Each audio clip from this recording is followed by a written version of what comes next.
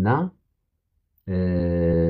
ስለዚህ የመጣችሁትን ሰዎችን በቃ ደስ እያለኝ ነው የማገለግላችሁ። ስለዚህ እንግዲህ ገስት ላይ ትምህርት እያስተማርኩ እያለ ወደ ገስት ሞዴሬተሮች እንዳትጋብዙ፣ ለምን ማይክ ይረብሸኛልና ትምህርቱ ደግሞ ሁለትም ሶስትም ሰዎች እንዲከታተሉ ዩቲዩብ ላይ ስለሚጫን ጥርት ያለ መልእክት ለማስተላለፍ እንዲመች በዚህ ሁኔታ ውስጥ እንድትከታተሉ በጌታ ፍቅር ላበረታታችሁ እወዳለሁ። እንግዲህ አንድ ብለን ከታሪካዊ ዳራ ጀምረን ለ19 ተከታታይ ሳምንታት የፍጻሜ መጽሐፍ የሆነውን ዮሐንስ ራእይን ስንከታተል ነበረ። 17ኛውን ምዕራፍ ባለፈው ጊዜ አጥንተናል። ዛሬ 18ኛውን ምዕራፍ ነው የምናጠናው። 18ኛው ምዕራፍ 24 ቁጥሮች አሉት። እነዚህ 24 ቁጥሮች ደግሞ የባቢሎንን ውድመትና ጥፋትን ነው የሚናገሩትና ለከተማ ለሀገራት በጣም ትልቅ ትኩረት ያለን እንደ ጣዖት የምናይ ሰዎች ካለን የነዚህ የዓለማት ፍጻሜያቸው ጥፋት እንደሆነ ይሄ ክፍል በጣም አድርጎ ነው የሚናገረውና በተለያዩ ግሩፖች ውስጥ ይሄንን ቃል ሳካፍል እኔም ተደምሜ ሌሎችም ሰዎች በጣም ተደምመውበታል። ዛሬም ደግሞ በመደመም ነው የማካፈላችሁ። ስለዚህ ከንባብ ጀምሮ ከአንደበቴ የሚወጡትን የተዘጋጀውበትን ሐሳብ በመናገርበት ሰዓት በደንብ እንድትከታተሉኝ በጌታ ፍቅር ጠይቃለሁ። እንደተለመደው ዛሬ ለመጀመሪያ ጊዜና ዛሬ ለመጨረሻ ጊዜ ዮሐንስ ራእይን ለሚያጠኑ ሰዎች ከኔ ጋር ሆነው እዚህ ቤት ተገኝተው ለሚያጠኑ ሰዎች ዮሐንስ ራእይ 22 ምዕራፎች አሉት። 22ቱ ምዕራፍ ስንከፋፍል ደግሞ ከ1 እስከ 3 ድረስ ያለው ለሰባቱ አብያተ ክርስቲያናት የተላከውን ደብዳቤ የሚያመለክቱ ናቸው። 4 እና 5ኛው ምዕራፍ ደግሞ ሰማያዊ አምልኮ ዮሐንስ ራእይ ያየውን ሰማያዊ አምልኮን የሚናገር ነው። ከ6 እስከ 19 ያለው ሰባቱ የመከራ ዘመን የሚባለውን የሚያመላክቱ ክፍሎች ናቸው።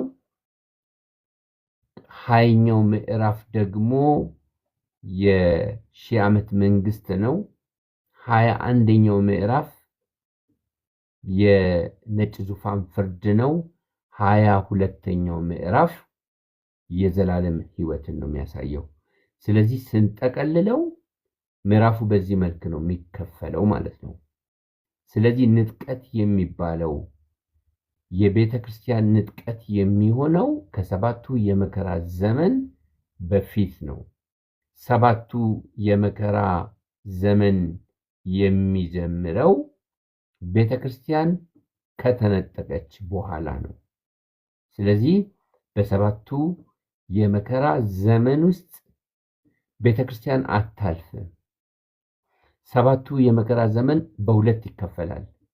የመጀመሪያው 3 ዓመት ተኩል ሰይጣን እስራኤልን ለማግባባት ሃይማኖታዊ በሆነ መልኩ ስምምነት የሚፈጥርበትና የእስራኤልን ትኩረት የሚያገኝበት ሲሆን ሁለተኛው 3 ዓመት ተኩል ግን ከሃይማኖት ወደ ፖለቲካ ወደ ኢኮኖሚውን በመቆጣጠር ሙሉ በሙሉ የገባበትን ሃይማኖታዊ መንገዱን ክዶ በፖለቲካ በኢኮኖሚ የሚያንበረክክበት ጊዜ ነው። ስለዚህ 3 ዓመት ተኩል ሁለተኛው 3 ዓመት ተኩል በዓለም ታሪክ ላይ ታይቶና ተሰምቶ የማይታወቅ ታላቅ የመከራ ጊዜ ነው።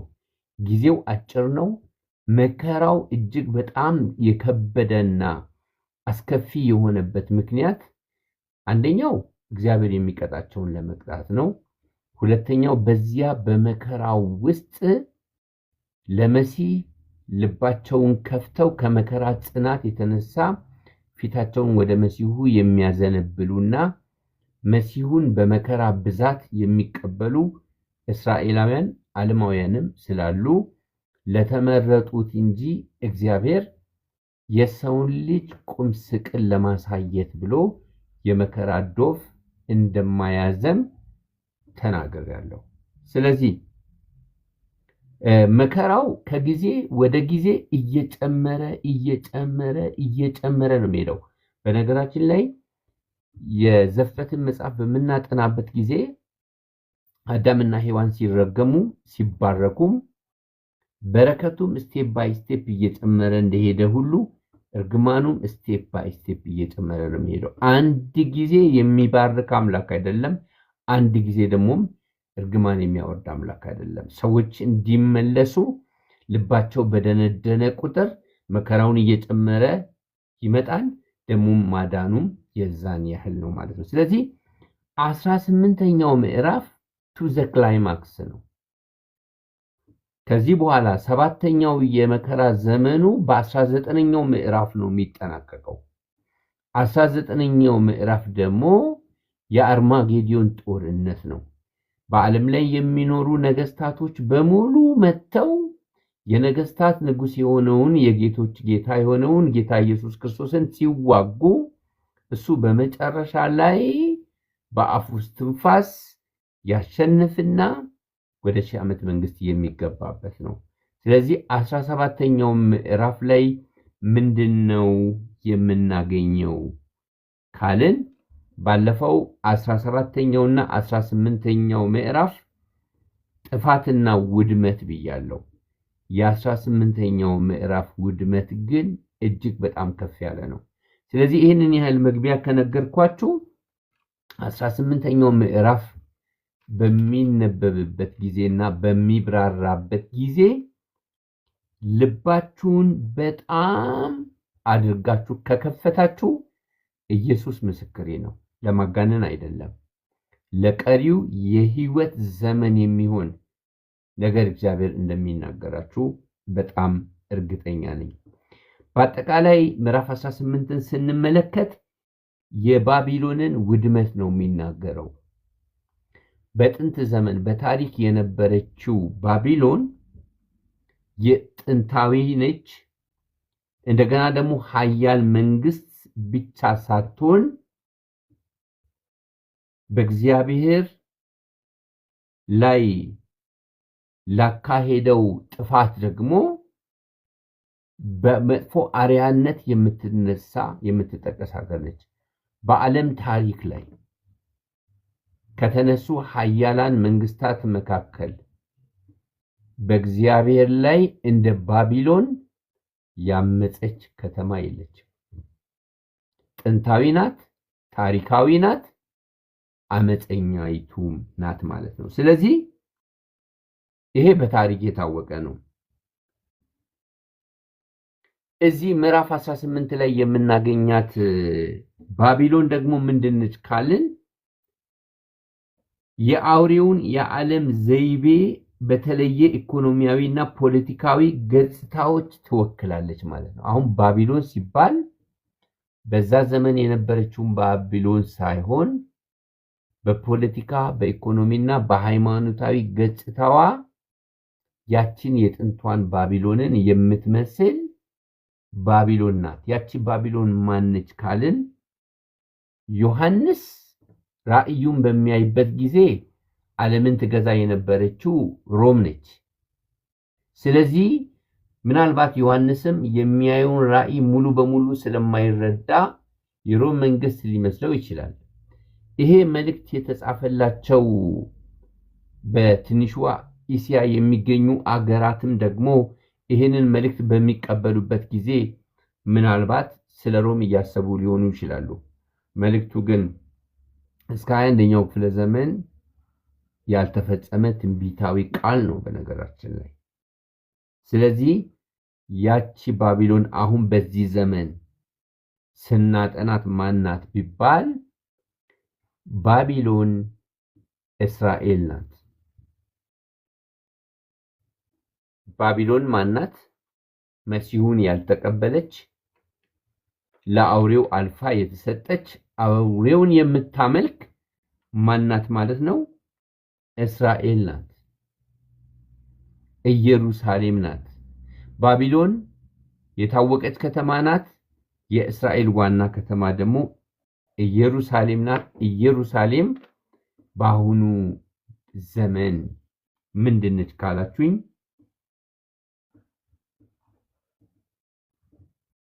እስራኤል ናት ማለት ነው። ስለዚህ በምዕራፍ 18 ላይ 4 ድምጾችን ነው የምንመለከተው። ዮሐንስ የሰማቸውን 4 ድምጾችን ነው። የመጀመሪያው ድምጽ የሚገኘው ከ1 እስከ 3 ነው።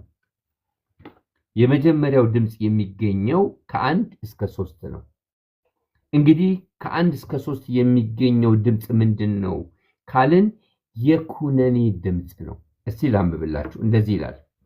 ከዚህም በኋላ ታላቅ ስልጣን ያለው ሌላ መልአክ ከሰማይ ሲወርድ አየሁ። ታላቅ ስልጣን ያለው ለማዳን ብርቱ መላእክቶችን የሚልክበት ጊዜ አለ። የሚራሩ መላእክቶችን የሚልክበት ጊዜ አለ። ለጦርነት በጣም ብርቱ የሆኑ መላእክቶችን የሚልክበት ጊዜ አለ። እዚህ ጋር ምዕራፍ 18 ላይ የወረደው ከሰማይ የወረደው መልአክ እስካሁን በዮሐንስ ራእይ ውስጥ የማናገኘው ከፍተኛ ፍርድን የሚያስተላልፍ መልአክ ነው። ከዚህም በኋላ ታላቅ ስልጣን ያለው ሌላ መልአክ ከሰማይ ሲወርድ አየሁ። ከክብሩም የተነሳ ምድር በራች ይላል። ምን አይነት መልአክ ይሁን? ምን አይነት መልአክ ይሁን? ከክብሩ የተነሳ ምድር የበራችለት ቁጣውን የሚያወርድ የሚያስፈራ መልአክ። ብዙ አይነት መላእክቶች አሉ እንግዲህ ሁላችንም እንደምናውቀው። በብርቱም ድምጽ ይሄ መልአክ ምን ይላል? ታላቂቱ ባቢሎን ወደቀች፣ የአጋንንትም ማደሪያ ሆነች፣ የርኩሳን መናፍስት ሁሉ መጠጊያ፣ የርኩሳትና የተጠሉ ወፎች ሁሉ መጠጊያ ሆነች።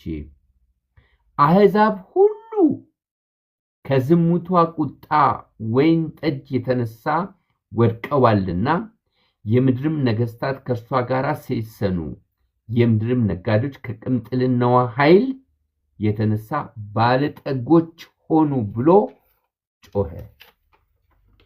የሚያስተላልፈው መልእክት ምንድን ነው? ታላቂቱ ባቢሎን የሚወድባትን የእግዚአብሔርን ቁጣና ምክንያቱን ነው የሚናገረው። በጣም የሚገርም ነገር ልንገራችሁ። ቤተክርስቲያን የበጉ ሙሽራ ስትሆን ከዓለም ለእግዚአብሔር የተለዩቱ የበጉ ሙሽሮቹ ቤተክርስቲያን ተብለው ሲጠሩ፣ ባቢሎን ደግሞ ያልተጠሩና ለጌታ ራሳቸውን ያለዩ የሰይጣን ተከታዮች መናኸሪያ ናት። ቤተክርስቲያን የአማኞቹ የበጉ ሙሽሮች መሸሸጊያ ስትሆን፣ ባቢሎን ደግሞ ምንድነች?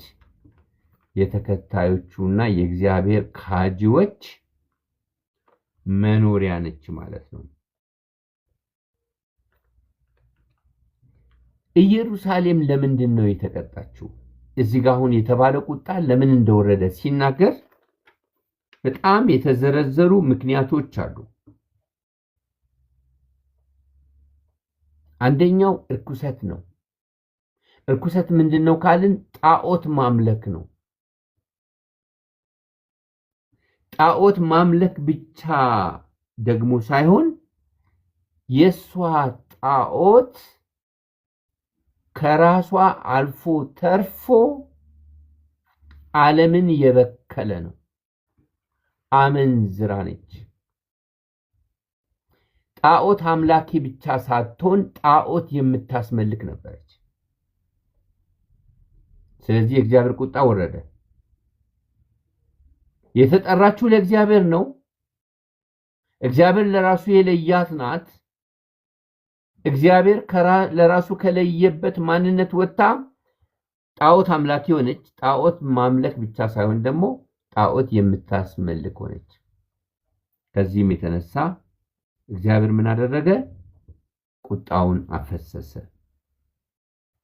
ከዛ በኋላ ከቁጥር 4 እስከ 8 ባለው ክፍል የመለየትን ድምጽ ነው የምንሰማው። እስቲ ላንብብላችሁ። እንደዚህ ይላል። ከሰማይ ሌላ ድምጽ ሰማሁ እንዲህ ሲል፣ ሕዝቤ ሆይ በኃጢአቷ እንዳትተባበሩ ከመቅሰፍቷም እንዳትቀበሉ ከእርሷ ዘንድ ምን ሁኑ? ውጡ። ኃጢአቷ እስከ ሰማይ ደርሷልና እግዚአብሔርም አመፃዋን ምን አደረገ? አሰበ። እርሷ እንደሰጠች መጠን ብድራስ መልሱላት፣ እንደ ስራዋም 2 እጥፍ ደርቡባት። በቀላቀለችው ጽዋ 2 እጥፍ አድርጋችሁ ቀላቅሉባት። ራሷን እንዳከበረችና እንደተቀማጠለች ልክ ስቃይና ሐዘን ስጧት። በልቧም ምን ሆና ብላለች? ንግሥት ሆኜ እቀመጣለሁ፣ ባልቴትም አልሆንም፣ ሐዘንም ከቶ አላይም ስላለች፣ ስለዚህ በአንድ ቀን ሞትና ሐዘን ረሃብም የሆኑ መቅሰፍቶቿ ይመጣሉ፣ በእሳትም ትቃጠላለች። የሚፈርድባትም እግዚአብሔር ብርቱ ነውና። በጌታዬ በኢየሱስ ክርስቶስ ስም ለጥፋቷ ስንት ቀን ነው እግዚአብሔር የመደበው? 1 ወር አይደለም፣ 2 ወር አይደለም፣ 1 ዓመት አይደለም። በለሲቱን ታገሷትም አላለም። የተመደበላት ንስሐ የሚያስገባ ነብይም አይደለም። ለነነዌ እንደተላከው እንደ ዮናስም ሄዳችሁ ሕዝቤን መልሱም አላለም። ለጥፋቷ ስንት ቀን ነው የተመደበው? 1 ቀን። እሷ መበለት አልሆንም ብላለች፣ ተቀማጥያለሁ ብላለች። መራራና ሐዘን ወደ ቤቴ አይገባም፣ ማን ይነካኛል? ንግሥት ሆኛለሁ ብላለች። እግዚአብሔር ግን ከሰማይ ምን ያደርጋል? ኖ ጥፋት መጥቷል። ስለዚህ እግዚአብሔርን የምታምኑ ከመካከሏ ውጡ። ጌታ ዛሬ እንደዚህ ይላል። እኛን ብታምኑም ባታምኑም እኛ አሁን ስለማንሰማ ነው እንጂ ቤተክርስቲያን ቁርጥ ዓለምን እየመሰለች ነው። ዓለምን እየገነባች ነው። ዓለም ላይ ለመኖር እያሰበች ነው። ዓለምን ለመገንባት እየታገለች ነው። እኔ ልንገራችሁ፣ ባለፈው በመካከለኛው ምስራቅ በነበረው ጦርነት ምክንያት በየቀኑ የሚወድመውን ንብረት ስትመለከቱ፣ ተቋም ስትመለከቱ በቃ እንደ ሰው ልጅ ያሳሳኝ ነበር። ምክንያቱም የዓለም ኢኮኖሚ ምን ይሆናል? በውድመት ምክንያት ውድነት ስለሚመጣ። ይሄ እንግዲህ አንድ አህጉር ላይ የሆነ ጦርነት ነው። ያኔ የሚሆነው ጦርነት ከዳር እስከ ዳር ዓለም አቀፍ ነው። ባቢሎን ለምታክል ከተማ፣ ለትልቅ ከተማ፣ ብዙ ዓመት ለተገነባችው ከተማ መበለት አልሆንም ለምትለው፣ ተቀማጥያለሁ ለምትለው፣ ንግሥት ሆኛለሁ ለምትለው ከተማ የሚታዘዝላት ቀን 1 ቀን ነው። የሚታየው ሁሉ ይጠፋል። የምንኖርበት ቤት ይወድማል። ያለን ነገር ሁሉ ጥለን ነው የምንሄደው። አንድም የሚተርፍ የለም። እግዚአብሔር ለባሮክ በኤርሚያስ በኩል ሲናገር እንደዚህ አለ። ኤርሚያስ 45 ላይ እግዚአብሔር ለባሮክ እንደዚህ አለው፣ የተከልኩትን እነቅላለሁ፣ የሰራሁትን አፈርሳለሁ። ይሄ በምድር ሁሉ ላይ ነው የሚሆነው። ለራስ ታላቅን ነገር ትፈልጋለህን? ለራስ ታላቅን ነገር አትፈልግ። ነገር ግን በምትሄድበት ሁሉ ላንተ ነፍስህን ምርኮ አድርጌ ሰጥቻለሁ አለው። ባሮኮች የተባረክን እኔና እናንተ ነን። ነፍሳችንን ምርኮ አድርገን የተቀበል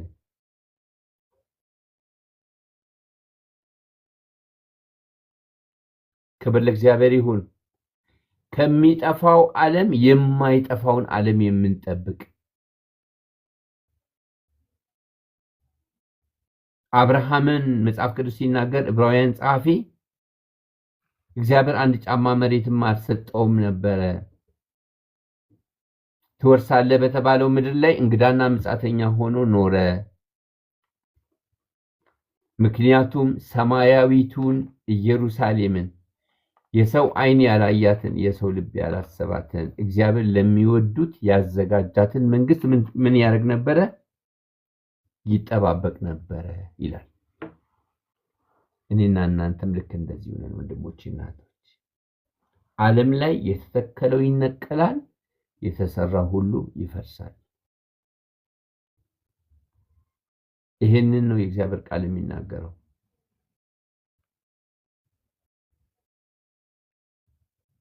የሚለይበት የሚያምኑ ሰዎች እንዲለዩ የተባሉበት ሁለት ምክንያቶች አሉ።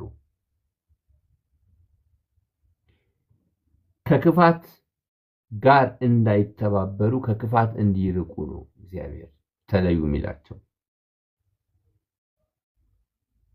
ከክፋቷ ጋር ከርኩሰቷ ጋር የምታሰይስን ስለሆነች የምታረክስ ስለሆነች ኃጢአት ከራሷ አልፎ ተርፎ ሌላውን እንኳን የሚበክል ስለሆነ እንዳትተባበሩ ነው።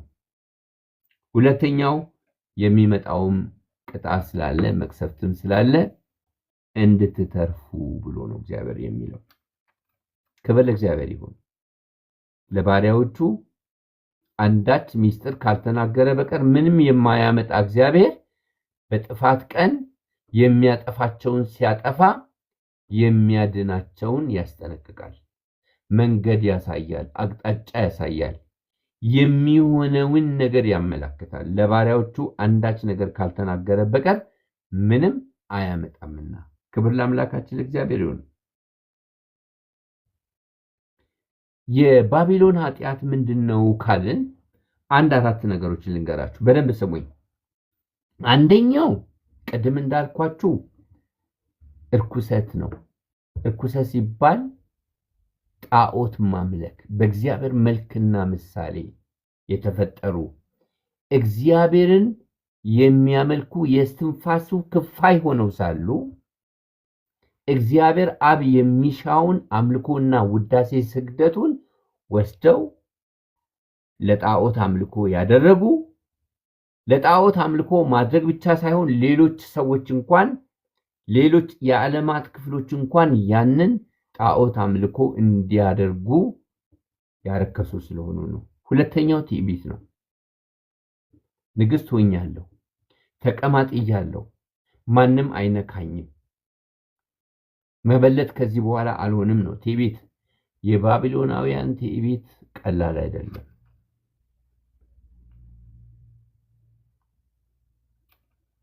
የባቢሎን ምቾት፣ ቅምጥልና፣ የድሎት አምልኮ ታስታውሳላችሁ።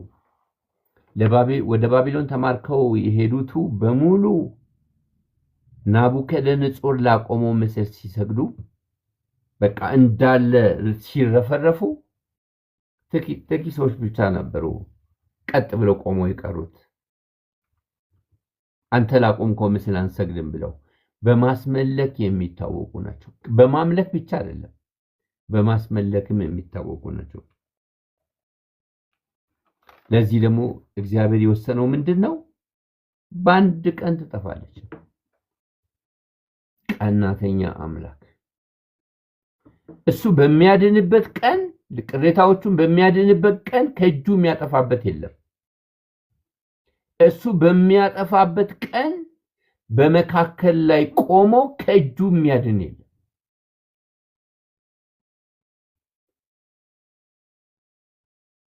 ከእጁ ማን ያድናል? ኃጢአተኛው በሚጠፋበት ቀን ከእጁ የሚያድን የለም። ጻድቁ ደግሞ በጥፋት ቀን ደግሞ ከእግዚአብሔር እጅ የሚያጠፋ የለም። ቅሬታዎቹን ያድናል፣ ኃጢአተኞችን ያጠፋል። በኖህ ዘመን ቤተሰብ አንድ ቤተሰብ ብቻ 8 ሰው ብቻ መርከብ ላይ ገባ። መርከቡን የዘጋው እግዚአብሔር ነው። ሰሜን፣ ደቡብ፣ ምዕራብ ህዝብ ሁሉ በውሃው ተወሰደ። ሶዶም እና ጎሞራ በምትጠፋበት ጊዜ የእግዚአብሔር መልአክ ይዞ ሄዶ ሎጥን እጁን ይዞ ሲያስወጣ የሎጥን 2 ልጆች እጅ ይዞ ሲያስወጣ የሱ ሚስት ያገሩ ተወላጅ ስለነበረች እግዚአብሔርንም ስለማታቅ እሱን ልትመልስ ስትቃጣ እግዚአብሔር የጨው አምድ እንድትሆን አድርጎ ቅሬታውን አዳነ።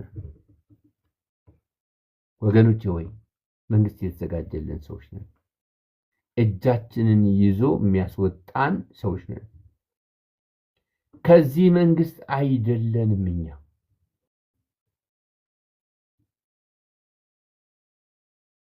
የሚያሳሱ የሰውን ልጅ የሚያህል የሚያሳሱ ከተሞች ይወድማሉ።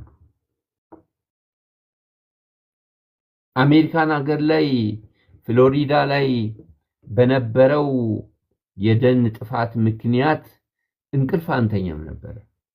የወደሙ በጣም ቅንጡ በብዙ ሚሊዮን ዶላር የተገዙ ቤቶች ሲወድሙ አሜሪካን አመድ ነበር የምትሆን የሚመስል የነበረው። ግን ቀጥላለች፣ ደግሞ ትጠፋለች።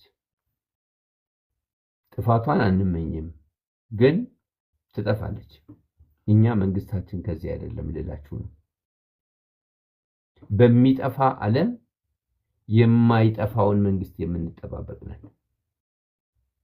በሚጠፋ ዓለም ለማይጠፋው መንግስት የምንኖር ነን። የሰው አይን ያላያት የሰው ልብ ያላሰባት እግዚአብሔር ለሚወዱት ያዘጋጃት የሰው እጅ ያልሰራት መንግስት አለችን።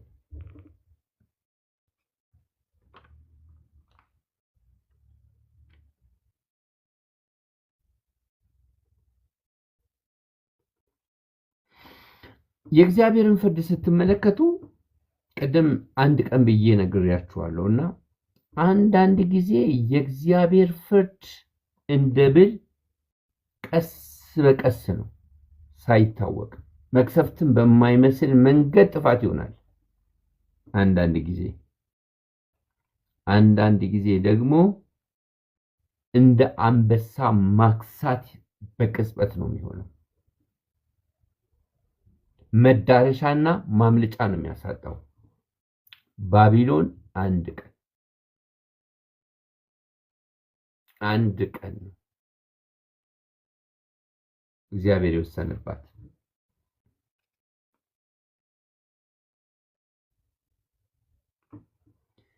በጥፋት ቀን ሰማያዊ ዜግነት ያላቸው በእግዚአብሔር ፍርድ ደስ ይላቸዋል። እንዴት ነው የሚደሰቱት ከተባለ ችን ስሙኝ። በጥፋተኛ ጥፋት የሚደሰት ሰው ካለ ጤናማ አይደለም። ምክንያቱም ጻድቅ ለእንስሳም ይራራል ተብሎ ተጽፏል። እኛ የምንደሰተው በኃጢአተኞች መጥፋት አይደለም። በኃጢአተኞች መጥፋት እንኳን እኛ እግዚአብሔርም አይደሰትም። እኛ የምንደሰተው እግዚአብሔር ኃጢአተኛን ሲያጠፋ ቅሬታዎቹን የሚያድን አምላክ ስለሆነ ነው።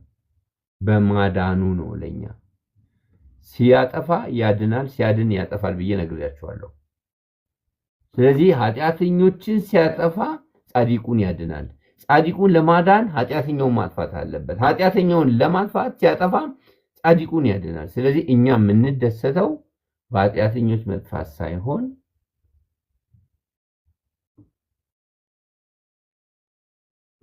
እኛ የምንደሰተው አንደኛ እኛን ስላዳነን፣ ሁለተኛ ጻድቅ ፈራጅ ስለሆነ ነው። ጻድቅ ፈራጅ ስለሆነ ነው የምንደሰተው ማለት ነው። ክብር ለእግዚአብሔር ይሁን።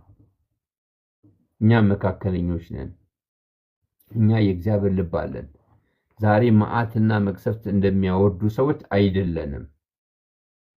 ይጥፉ፣ ይቀንጠሱ፣ ይውረዱ፣ ይውደቁ፣ ይንኮታኮቱ እንደሚሉ ሰዎች አይደለንም። እኛ ግን እግዚአብሔር በሚፈርድበት ሰዓት በሚፈርደው ላይ ይፈርዳል፣ የሚያድነውን ያድናል። እንግዲህ በጥፋቱ ምክንያት ምን እንደሚሆን ታውቃላችሁ? ከ9 እስከ 19 ያለው ደግሞ የሰቆቃ ድምፅ እንሰማለን። እስቲ እዚህ ጋር ከ9 ጀምሮ ያለውን ላንብብላችሁ። ከእርሷም የሰሰኑና የተቀማጠሉ የምድር ነገስታት የመቃጠሏን ጢስ ሲያዩ ስለ እርሷ ዋይ ዋይ ዋይ እያሉ ምን ያደርጋሉ? ያለቅሳሉ። እነማን? ነገስታቶች። ነገስታቶች ስቃይዋንም ከመፍራት የተነሳ በሩቅ ቆመው አንቺ ታላቂቱ ከተማ፣ ታላቅ ከተማ፣ እሺ ብርቱይቱ ከተማ ባቢሎን ወየውልሽ፣ ወየውልሽ፣ ወየውልሽ በአንድ ሰዓት ፍርድሽ ደርሷልና እያሉ ይናገራሉ። ከአንድ ቀንም በአንድ ሰዓት። ነገስታቶች እኮ ናቸው። የመርከባቸውንም ጭነት ከእንግዲህ ወዲህ የሚገዛ የለምና። መርከብ በኢየሱስ የመርከባቸውን ጭነት ከውጭ የሚገቡትን ከውጭ ሀገር የሚገቡትን የመርከባቸውን ጭነት ከእንግዲህ ወዲህ የሚገዛ ነጋዴ የለምና የምድር ነጋዴዎችም ያለቅሱላታል። ነጋዴና ነገስታቶች የተያዙ ናቸው። ያለቅሱላታል፣ ያዝኑላትማል።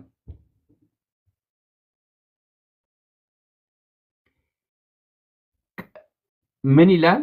ጭነትም ወርቅና ብር የከበረም ድንጋይ እንቁም ቀጭንም ተልባ እግር ወይም ሐርም ሐምራዊ ልብስም የሚሸትም እንጨት ሁሉ ከዚዮን ጥርስም የተሰራ ዕቃ ሁሉ እጅግም በከበረ እንጨት ከናስም ከብረትም ከእብነበረድም የተሰራ ዕቃ ሁሉ ይወድማል። አንድ ቀን በዓይናችን ያላየ ነው። አንድ ቀን ለጋብቻ ቃል ኪዳን እንኳን ልናገኘው ያልቻልነው እንቁ የከበረ በጌጠኞች ቤት የሚኖር በባለጠጎች ቤት ብቻ የሚገኝ ነገር ያኔ ማን ይፈልገዋል?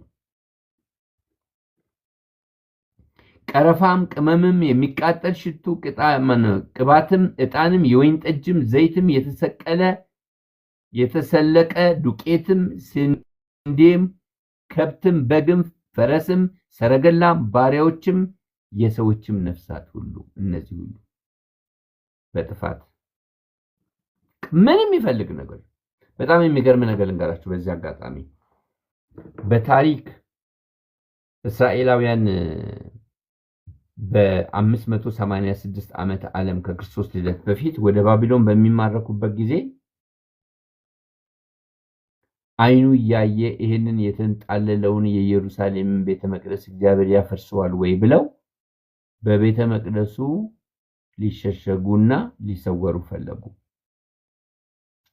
በጣም የሚገርማችሁ ነገር እግዚአብሔር አይናቸው ያየ ያንን ቤተ መቅደስ አፈረሰው። ሲያፈርሰው ቤተ መቅደሱ የተሰራበት የከበሩ ድንጋዮች ወርቅ፣ ብር፣ የተለያዩ ናስ፣ የተለያዩ የከበሩ ድንጋዮች ለመጀመሪያ ጊዜ በዓለም ታሪክ ወርቅ የረከሰበት የከበረ ድንጋይ ዋጋው የረከሰበት ገዢ ያጣበት ቀን ቢኖር ያ የኢየሩሳሌም ቤተ መቅደስ መፍረስ ነበረ። በዚህኛውም በኢየሩሳሌም ቤተ መቅደስ መፍረስ ጊዜ በቃ ሁሉ ነገር ይረክሳል ማለት ነው። ማን ይግዛው? ማን ቤት ያስገባው?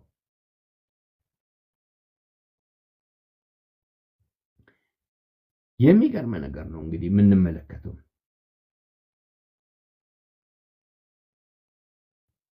በሀብት ውድመት ምክንያት የሚሰማ ሮሮን ነው የምንመለከተው። ከ20 ጀምሮ እስከ 24 ድረስ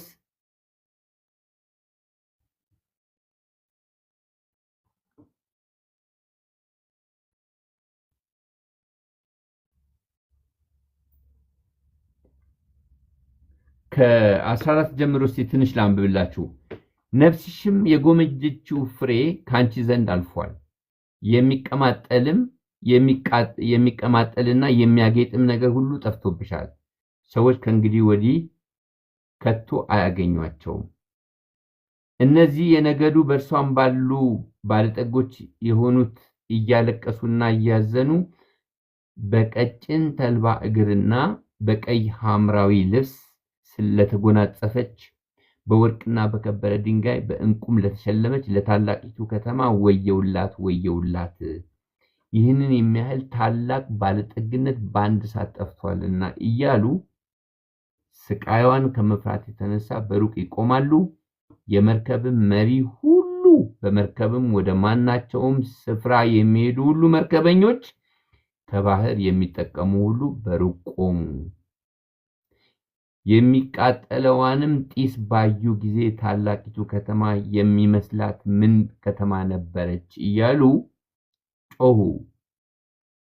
በራሳቸውም ላይ ትቢያ ነስንሰው እያለቀሱና እያዘኑ በባህርም መርከቦች ያሏቸውን ሁሉ ከባለጠግነቷ የተነሳ ባለጠጎች ላደረገች ለታላቂቱ ከተማ ወየውላት ወየውላት በአንድ ሰዓት ጠፍታለችና እያሉ ጮሁ። ይገርም ነው እንግዲህ ጩኸት ነው። ከ20 ጀምሮ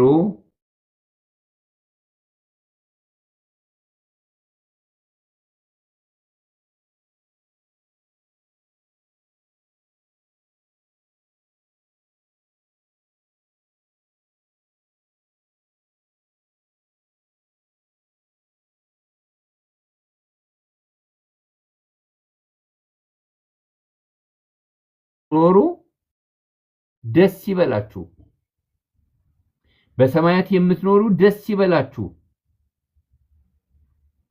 ቅዱሳን ነቢያት ሐዋርያትም ሆይ በእርሷም ደስ ይበላችሁ፣ እግዚአብሔር ፈርዶላችኋልና። አንድም ብርቱ መልአክ ትልቅን ወፍጮ የሚመስልን ድንጋይ አንስቶ ወደ ባህር ወረወረው፣ እንዲህም ሲል ታላቂቱ ከተማ ባቢሎን እንዲህ ተገፍታ ትወድቃለች፣ ከእንግዲህ ወዲህ ከቶ አትገኝም። ማይ ጋድ! በገና የሚመቱና የሚዘምሩም ድምፅ እንብልታና መለከትም የሚነፉ ድምፅ ከእንግዲህ ወዲህ ባንቺ ውስጥ ከቶ አይሰማም። የእጅ ጥበብም ሁሉ እንደ ብላተኛ እንኳን ከእንግዲህ ወዲህ ባንቺ ውስጥ ከቶ አይገኝም። ማይ ጋድ! የወፍጮም ድምፅ ከእንግዲህ ወዲህ ባንቺ ዘንድ ከቶ አይሰማም። የመብራትም ብርሃን ከእንግዲህ ወዲህ ባንቺ ዘንድ ከቶ አይበራም። የሙሽራና የሙሽራይቱም ድምፅ ከእንግዲህ ወዲህ ባንቺ ውስጥ ከቶ አይሰማም። ነጋዴዎችሽ የምድር መኳንንት ነበሩና በአስማትሽም አሕዛብ ሁሉ ስተዋልና።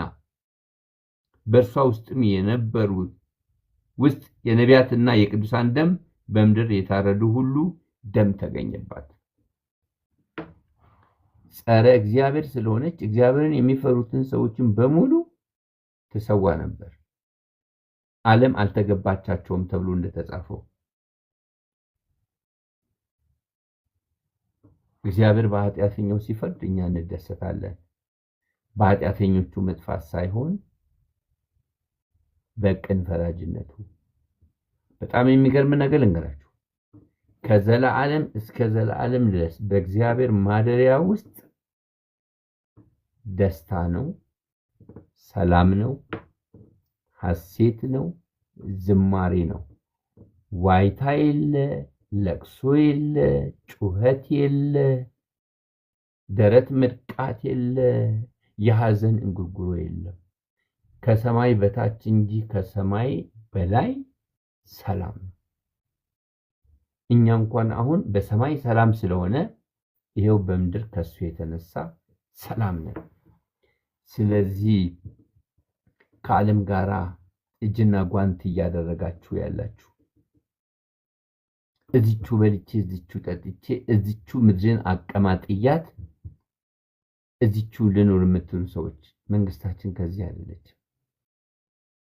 እግዚአብሔር ምድርን እንድናድስ ሳይሆን በምትጠፋው ዓለም የማይጠፋውን መንግስት እንድንወርስ ነው እግዚአብሔር የሚፈልገው። ይህን በመጠባበቅ እንድንኖር እግዚአብሔር ይርዳን። እንግዲህ ድንቅ ጊዜ ጌታ ሰጥቶናል። የዛሬውን ምዕራፍ 18ን በዚህ መልክ አጠቃልላለሁ።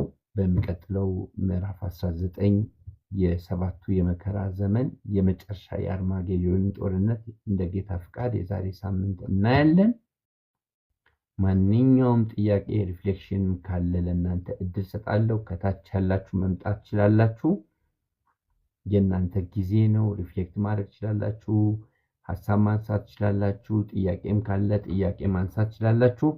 ወንድማችን ሰለሞን እስቲ እንግዲህ የምትለን ነገር ካለ ለአንተ እድል ስጥ። ምናልባት የታችን እሺ